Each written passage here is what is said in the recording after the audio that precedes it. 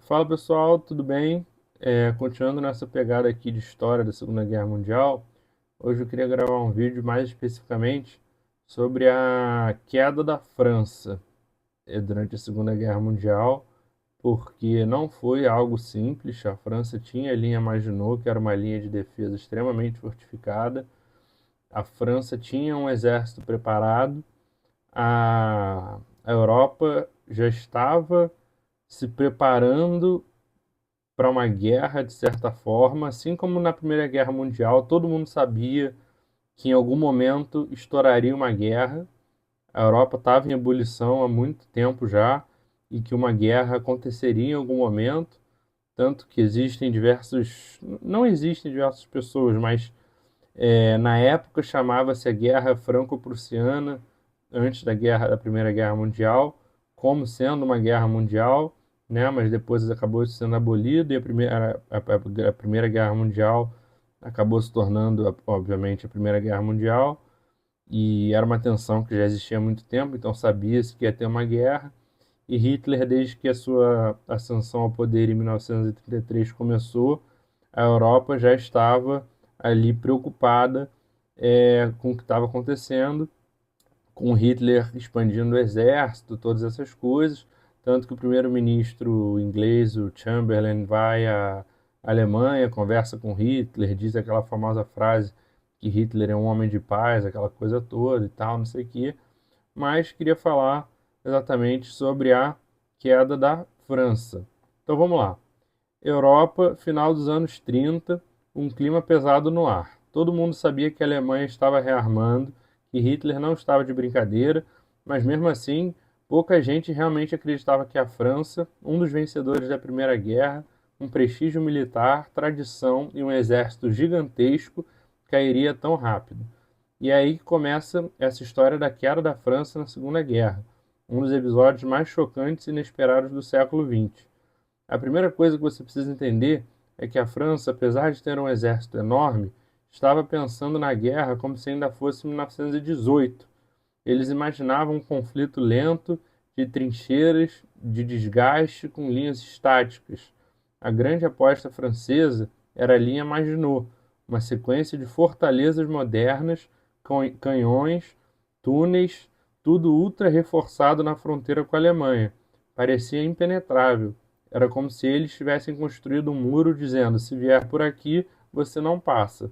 Só que a guerra, em 1939 e 1940, já era outra. A Alemanha chegou com uma nova lógica, uma nova tática, a Blitzkrieg, a guerra relâmpago. Tanques rápidos, infantaria motorizada, aviação coordenada, era velocidade, surpresa, comunicação eficiente, era tudo aquilo que a França não estava preparada para enfrentar. E quando você coloca tudo isso lado a lado de uma força que pensa rápido contra uma que pensa devagar, o resultado costuma ser bem previsível. Mas o ponto decisivo não foi apenas a estratégia, foi um erro de leitura. A França e o Reino Unido acreditavam que, se a Alemanha atacasse, seria pela Bélgica, como foi na Primeira Guerra. Então, quando Hitler movimentou suas tropas para o norte, todo mundo pensou: ah, é isso, é o déjà vu da Primeira Guerra, vamos nos posicionar lá. E eles vão, e eles se posicionam lá. Só que Hitler sabia exatamente que os franceses pensariam assim, e manda o grosso dos tanques, o verdadeiro martelo da Blitzkrieg, por onde ninguém acreditava que fosse possível, a Floresta das Ardenas, uma região montanhosa cheia de árvores, com estradas ruins. Os generais franceses acharam essa travessia impossível para grandes divisões blindadas. Exatamente por isso funcionou. Em poucos dias, os Panzer alemães atravessaram as Ardenas, romperam a defesa francesa e avançaram como se tivesse uma ponte, uma porta escancarada. Eles chegaram até o Canal da Mancha rapidinho e ao fazer isso, cortaram o exército francês e britânico em dois. Uma parte fica cercada no norte, na região de Dunkerque, e a outra parte, totalmente desorganizada, sem saber como reagir. Foi como se o coração da defesa tivesse sido perfurado antes mesmo de perceber o ataque. Foi esse o episódio do resgate dos ingleses em Dunkerque pela população civil com os barcos civis. E aí entra outro problema muito sério. A liderança francesa estava completamente dividida. Havia generais que queriam contra-atacar imediatamente, outros que queriam recuar e reorganizar, e outros que simplesmente não acreditavam no que estava acontecendo.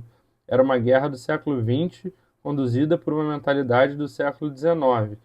Enquanto os alemães se moviam em horas, os franceses discutiam por dias. Nesse cenário, surge uma figura importante, Paul Reynaud, o primeiro-ministro da França naquele momento. Ele até tenta resistir, tenta convencer o governo a fazer uma retirada estratégica e continuar lutando ao lado do Reino Unido, mas encontra forte oposição de políticos que acreditavam que a guerra já estava perdida.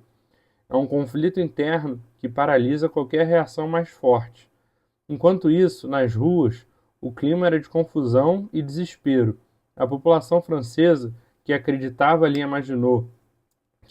que a linha Maginot era infalível, simplesmente não entendia como os alemães estavam atravessando o país tão rapidamente. Em semanas, cidades importantes iam caindo uma após a outra. Paris é declarada cidade aberta, ou seja, não iria resistir militarmente para evitar destruição. A bandeira nazista é hasteada no coração da Europa Ocidental, uma imagem que chocou o mundo. E assim, em junho de 1940, a França assina o armistício com a Alemanha, uma rendição rápida, quase inacreditável para quem conhecia a história militar francesa. O país é dividido em duas partes, uma ocupada diretamente pelos alemães e outra sob o governo fantoche de Vichy, o governo colaboracionista, que cooperava com Berlim. Era a França humilhada, ferida, vendo talvez seu pior momento desde a Guerra Franco-Prussiana. Mas a história não termina aí. Enquanto muitos se resignaram à derrota, uma pequena voz se levantou do outro lado do Canal da Mancha, Charles de Gaulle. Ele foge para Londres e faz o famoso apelo na rádio BBC, dizendo que a França não estava morta, que a luta continuaria. E, aos poucos, surgem os movimentos de resistência francesa, sabotando, espionando, mantendo viva a chama da libertação. A queda foi rápida, mas a retomada seria longa, dura e heróica. Vale a pena fazer um vídeo só sobre a resistência francesa, porque é um episódio da história também espetacular.